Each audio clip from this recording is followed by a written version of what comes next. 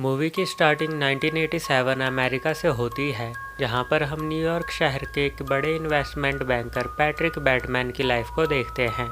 Batman की life घूमती रहती है महंगे रेस्टोरेंट, उसकी लवर एवेलिन और उसके ऑफिस के स्टाफ और कलीग के आसपास। मूवी के स्टार्टिंग में बैटमैन अपने वॉइस ओवर में अपनी लाइफ को एक्सप्लेन करता है, जिसमें वो बताता है कि कैसे वो सुबह उठकर एक्सरसाइज करता है खुद को फिट रखने के लिए, कैसे डिज़ाइनर सूट पहनता है और कितने महंगे घर में रहता है। फिर हम बैटमैन को उसके कलीग के साथ एक कॉन्फ्रेंस में बैठे हुए देखते हैं और सब अपने अपने बिजनेस कार्ड का शो ऑफ करते हैं। उसी वक्त वहाँ पर पॉल एलन नाम का एक कलीग आता है और वो बैटमैन को कोई और ही समझ के उससे बातें करने लगता है और बैटमैन भी उसे अपनी रियल आइडेंटिटी नहीं बताता। फिर एलन भी सबको अपना बिजनेस कार्ड दिखाता है और उसका बिजनेस कार्ड सबसे ही अच्छा होता है। एलन का बिजनेस कार्ड देखकर वहाँ पर सभी का मूड ऑफ हो जाता है, पर बैटमैन का मूड सबसे ज़्यादा ख़राब हो जाता है। वो वहाँ पर तो कुछ नहीं बोलता, लेकिन जब रात को वो घर वापस लौट रहा होता है तब रास्ते में बैठे एक भिखारी को अपना गुस्सा निकालने के लिए मार देता है और उसके साथ भिखारी के कुत्ते को भी मार देता है। फिर हम क्रिसमस पार्टी में बैटमैन को एलन से मिलते हुए देखते हैं। फिर वो दोनों साथ में डिनर प्लान करते हैं और तब भी एलन को बैटमैन की रियल आइडेंटिटी के बारे में नहीं पता होता। वो दोनों डिनर पर मिलते हैं और बैटमैन एलन को बहुत ज़्यादा ड्रिंक करवा देता है और उसे अपने अपार्टमेंट में ले जाता है और वहाँ भी वो एलन को बहुत ही ज़्यादा शराब पिला देता है और उसे इतना ज़्यादा शराब पिलाने के बाद वो उसका मर्डर कर देता है। और उसके लाश को ठिकाने लगाने से पहले बैटमैन एलन के घर जाता है और उसी के फ़ोन के आंसरिंग मशीन में उसी की वॉइस में एक वॉइस रिकॉर्ड करता है कि मैं एलन लंदन जा रहा हूँ। फिर उसके घर से उसके कुछ कपड़े पैक करके वहाँ से निकल जाता है। कुछ दिन के बाद एलन के ना मिल पाने के कारण डोनाल्ड नाम का एक डिटेक्टिव बैटमैन से मिलता है और उससे पूछताछ भी करता है। उसके बाद हम बैटमैन को दो प्रोस्टिट्यूट के साथ इंटीमेट होते हुए देखते हैं, जिस दौरान बैटमैन उन्हें पीटता भी है। उसके बाद हम बैटमैन को उसके एक कलीग के साथ रेस्टोरेंट में बैठे हुए देखते हैं। उसी टाइम उसका एक दूसरा कलीग लुइस वहाँ पर आता है और वो अपने बिजनेस कार्ड को सबको दिखाता है, जो कि बहुत ही बढ़िया होता है। ये देखकर बैटमैन का मूड फिर से ख़राब हो जाता है। लुइस जब वॉशरूम में जाता है तब बैटमैन उसके पीछे वॉशरूम में जाकर उसके गले को पकड़ लेता है उसे मारने के लिए, मगर वो कुछ कर पाए उससे पहले ही लुइस अलर्ट हो जाता है और वो डरने के बजाय खुश हो जाता है, क्योंकि उसे ऐसा लगता है कि बैटमैन उसके साथ इंटीमेट होना चाहता है। असल में लुइस एक गे होता है और उसे बैटमैन पहले से ही काफ़ी ज़्यादा पसंद था। इस सिचुएशन को लुइस कुछ और ही समझकर उसके साथ इंटीमेट होने के लिए तैयार हो जाता है। बैटमैन लुइस के इस हरकत से चिढ़कर वहाँ से निकल जाता है। फिर बैटमैन एक मॉडल को अपने घर लाकर उसका मर्डर कर देता है और फिर अपने ऑफिस की सेक्रेटरी जीन को अपने घर डिनर के लिए बुलाता है। मौका देखकर बैटमैन जीन के सर के पीछे नेल गन लेकर उसे मारने ही वाला होता है। उसी वक्त एवलिन का कॉल बैटमैन को आता है और आंसरिंग मशीन में उसकी वॉइस रिकॉर्ड हो जाती है। उसकी वॉइस सुनने के बाद बैटमैन का पूरा मूड चेंज हो जाता है और वो वहाँ से जीन को जाने के लिए कहता है, पर जीन बैटमैन के साथ इंटीमेट होना चाहती थी, पर बैटमैन के मना करने पर जीन को वहाँ से जाना ही पड़ता है। उसके बाद डिटेक्टिव बैटमैन से मिलता है और वो वहाँ पर बैटमैन से कहता है कि वो पहले बैटमैन के ऊपर शक कर रहा था एलन के ना मिलने से, पर अब उसे उस पर कोई शक नहीं है, क्योंकि बैटमैन के ही एक कलीग ने डिटेक्टिव को बताया है कि उसने एलन को लंदन में देखा है। इसलिए डिटेक्टिव अब इस इन्वेस्टिगेशन को बंद कर रहा है।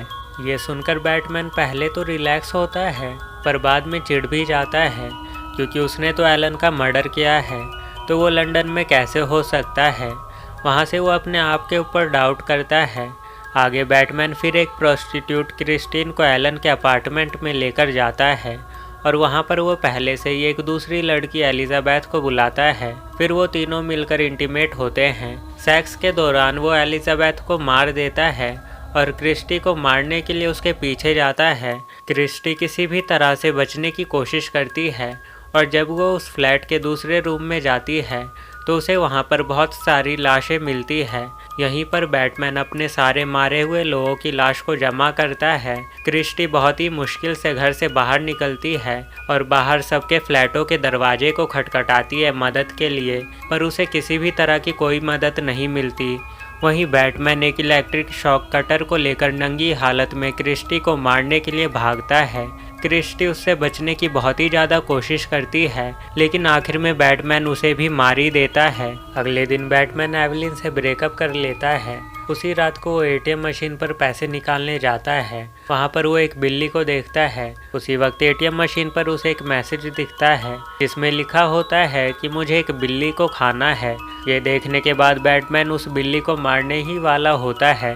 तभी वहाँ पर एक औरत बैटमैन के हाथ में बंदूक देखकर चिल्लाने लगती है, तो बैटमैन उस बिल्ली को छोड़कर उस औरत को ही गोली मार देता है। कुछ ही देर में यहाँ पर पुलिस भी आ जाती है, तो बैटमैन पुलिस की कार पर भी गोली चलाता है, जिससे कि वो कार ब्लास्ट हो जाती है। फिर वो वहाँ से भागकर एक ऑफिस की बिल्डिंग में घुसता है। वहाँ पर भी वो एक सिक्योरिटी गार्ड और एक क्लीनर को गोली मार देता है। फिर वो अपने ऑफिस के रूम में जाता है और अपने लॉयर हेरलॉर्ड को कॉल लगाता है और उसे अपने सारे मर्डर्स के बारे में बताता है। पर दूसरी साइड लॉयर नहीं होता और उसकी कॉल वॉइस मैसेज में रिकॉर्ड हो जाती है।